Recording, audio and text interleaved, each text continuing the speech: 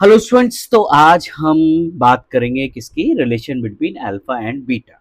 Alpha and beta क्या है, हमारे करंट एम्पलीफिकेशन फैक्टर थे। ठीक है। सो अल्फा की हमने बात की थी सीबी कॉन्फ़िगरेशन में, that is common base configuration. And जो बीटा की बात की थी, हमने बात किसमें की थी, कॉमन इमिटर कॉन्फ़िगरेशन। तो ये जो दोनों एम्पलीफिकेशन फैक्टर होते हैं, इनमें रिलेशनशिप क्या होता है, ठीक है, इसकी हम बात करने वाले हैं। साथ में मैं शॉर्ट में आपको बोलता हूँ कि प्रीवियस लेक्चर में, ठीक है, जो हमने कॉमन इमेटर में बात की थी, उसका लिंक आपको डिस्क्रिप्शन में मिल जाएगा। सो उसमें हमने डिस्कशन किया था एनपीएन का। अगर सेम पैटर्न पे मुझे पीएनपी डिज़ाइन करना है, ठीक है, क्योंकि क्वेश्चन दोनों इंपॉर्टेंट है, दोनों तरीके से पूछ सकता है।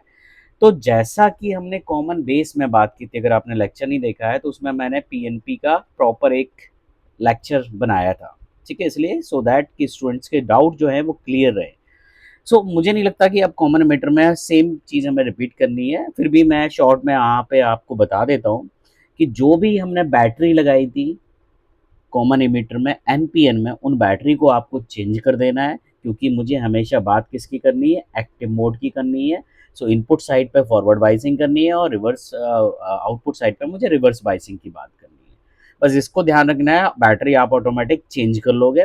नहीं है तो शॉर्ट में आप ऐसे ध्यान रख सकते हो कि जो हमने एनपीएन की बात की है सीई कॉन्फ़िगरेशन में, उसमें सबसे पहला तो जो बैटरी लगाई है आपने वीईई एंड वीईई एंड वीसीसी, इन दोनों की पोलरिटी चेंज कर देना, पोलरिटी चेंज। दूसरा, करंट डायरेक्शन चेंज। ये दो काम आपको करने हैं, किसके लिए, पीएनपी बनाने के लिए, ठीक है। एंड नेक्स्ट थिंग आपको क्या करना है, ये तो हमारे उसमें सर्किट में हो गए कि कैसे कैसे आपको चेंजेस करने हैं। थर्ड जो है वो हमें होल्स के रिस्पेक्ट में सारा डिस्कशन करना है, ठीक है। और होल्स के रिस्पेक्ट में कैसे करना है, कॉमन बेस में मैंने बताया था कि होल्स की डायरेक्शन में ही क्या होगी, करंट की डायरेक्शन होगी।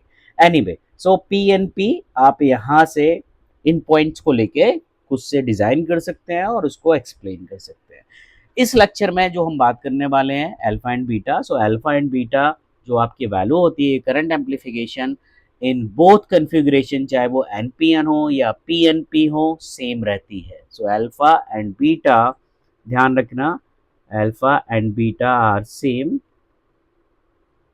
सेम इन और फॉर एनपीएन एंड पीएनपी, दोनों केस में अल्फा बीटा हमारे सेम रहेंगे। चलिए अब हम बात करते हैं, if you remember alpha DC की हमने बात की थी, ठीक है। सो अल्फा भी लिख के आ सकता है या अल्फा डीसी, डोंट कंफ्यूज, ठीक है, दोनों चीज़ें सेम है क्योंकि दोनों के हमारे क्या है, एम्पलीफिकेशन फैक्टर है। सो जो अल्फा डीसी की वैल्यू होती थी, इफ़ यू रिमेंबर, ठीक है, हमने एजम्पशन एक लिया था, अभी चलो हम वो बाद में आते हैं, पहले हम अल्फा एंड बीटा में रिलेशनशिप निकाल लेते हैं। सो पहली थी equation, if you remember, common base के और कॉमन एमीटर में हमने एक इक्वेशन हमेशा यूज़ कर रहे हैं। इक्वेशन आपको ध्यान रखना है कि एमीटर करंट जो होती है वो collector current and base current के बराबर होती है, ठीक है। So I E equal to I C plus I B, clear. Now क्या करना है आपको, divide equation one by I C, ठीक है।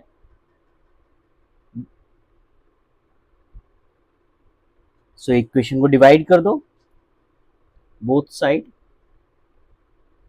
सो यहाँ पे क्या हो जाएगा, आई ई अपॉन आई सी, और यहाँ पे क्या हो जाएगा, equal to one plus I B upon I C, ठीक है।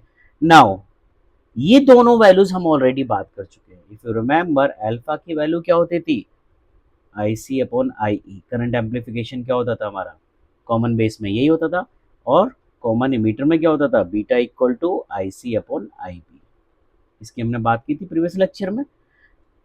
अब यहाँ पे क्या है, आई ई अपॉन आई सी, मतलब उसके अपोजिट है, तो हम क्या लिख सकते हैं, वन अपॉन एल्फा, ये क्या हो जाएगा, one plus one upon beta.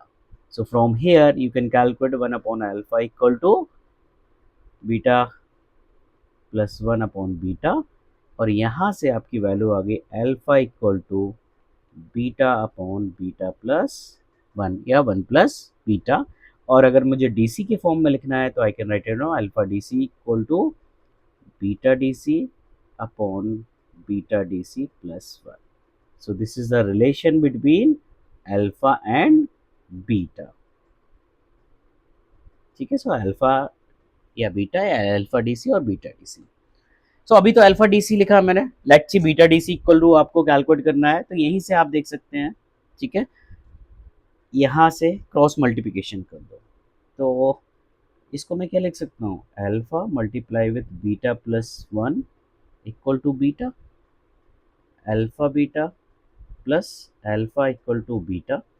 Beta एक साइड ले जाओ, सो अल्फ़ा यहाँ पे अगर मैं बात करूँ, so alpha plus alpha beta equal to beta, beta उस साइड ले जाना है, सो अल्फ़ा इक्वल टू क्या लिख सकता हूँ मैं, बीटा माइनस अल्फ़ा बीटा।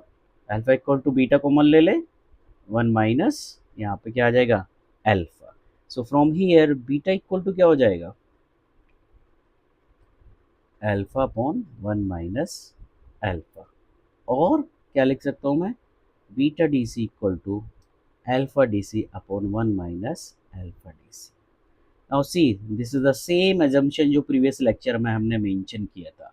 जैसा मैंने प्रीवियस लेक्चर में बोला था कि नेक्स्ट लेक्चर में हम बताएंगे कि ये एजम्पशन क्यों लिया है, because this is the relation between alpha and beta. So जो हमने वहाँ पे आईसी की इक्वेशन कैलकुलेट की थी, ठीक है, इफ़ यू रिमेंबर, वहाँ पे हमने ये एजम्पशन लिया था और इसके बाद हमने अल्फा डी सी अपन 1 माइनस अल्फा डी सी की वैल्यू मानी थी बीटा डी सी। ये क्यों होती है, क्योंकि ये रिलेशनशिप होता है हमारा अल्फा एंड बीटा में। Okay, so this is important. ठीक है, पूछा जाता है current amplification common emitter and common base में क्या रिलेशनशिप होता है।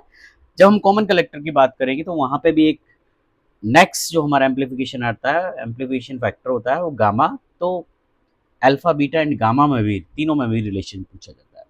सो दोनों में कैसे है, तीनों में कैसे होगा, ये हम बाद में जब पढ़ेंगे कॉमन कलेक्टर तब हम बात करेंगे। So this is all about your lecture. अगर आपके कोई डाउट्स हैं तो कमेंट सेक्शन में मेंशन कर सकते हैं। अपडेट्स रहने के लिए चैनल को प्लीज़ सब्सक्राइब करिएगा। एंड नेक्स्ट लेक्चर में जो हम डिस्कशन करने वाले हैं वो डिस्कशन करने वाले हैं transfer characteristic for common emitter configuration. Thank you students.